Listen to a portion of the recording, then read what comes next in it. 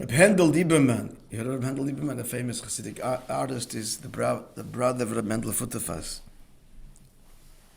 He changed his name, Lieberman, but it's really, who changed? I think Rabbi Handel. I remember him.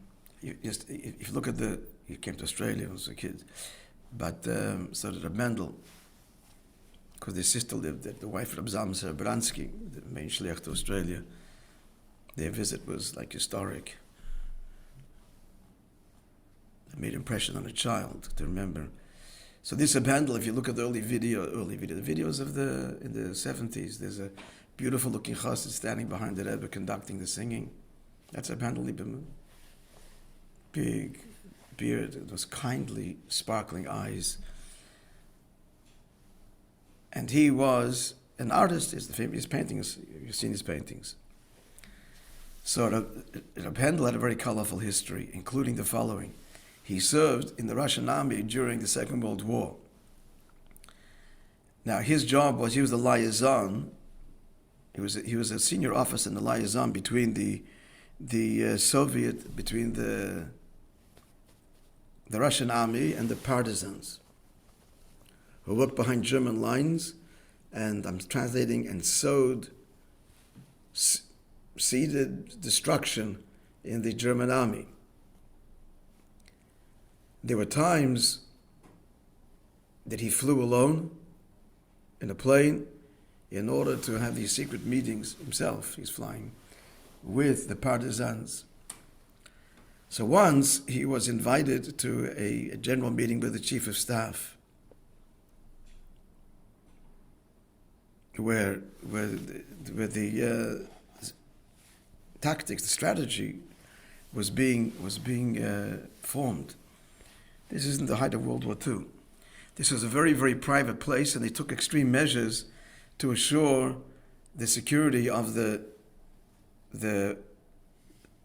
head brass, that's what's called, the head brass in the army. It's like he didn't know where it's going, and it's obviously it's a very secret place. So Rabbi Handel, who had a very senior position here, a very serious position, critical position, the liaison, had to be at this meeting, was invited. So he's meeting the highest generals in the Russian army. At one point he's told to wait in a certain room. And then he'll be invited into the room where they're going to talk to him, give him his instructions. Now this room was decorated with expensive furniture. Carpets covered the floor. And this is an amazing story. I remember hearing this many years ago. And on the wall facing him were 3 pictures. And each one was a painting of a well-known persona. Now, Rabbi Handel was an artist, and he approaches the pictures, and he's watching them in order to examine the artistic work, and absolutely amazed at the quality, extraordinary quality of these portraits.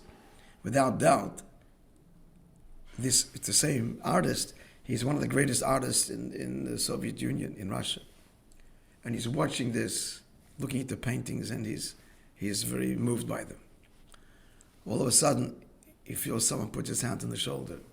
He turns around, and he's facing a Russian general, a senior Russian general. The general says, "I see you're interested in these portraits. You should know that they are portraits of the 3 greatest enemies of the Soviet Union. The one on the left is Trotsky. As you know, Stalin got rid of him, had him assassinated. The one on the left is Nikolai Bukharin, also it was a senior in the early days, Bolshevik, communist, and so on, but in the end, Stalin purged the party of any threats, sham trials, he was also executed. As for the third person, Rabbi Handel didn't need the general to explain to him who he was. It was the Frierdiker Rebbe. This is 15 years after he's left.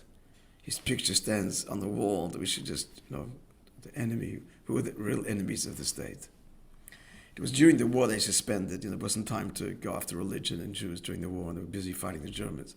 That's where all the effort went. But not to lose sight of communism and its goal under Stalin. These are the three enemies.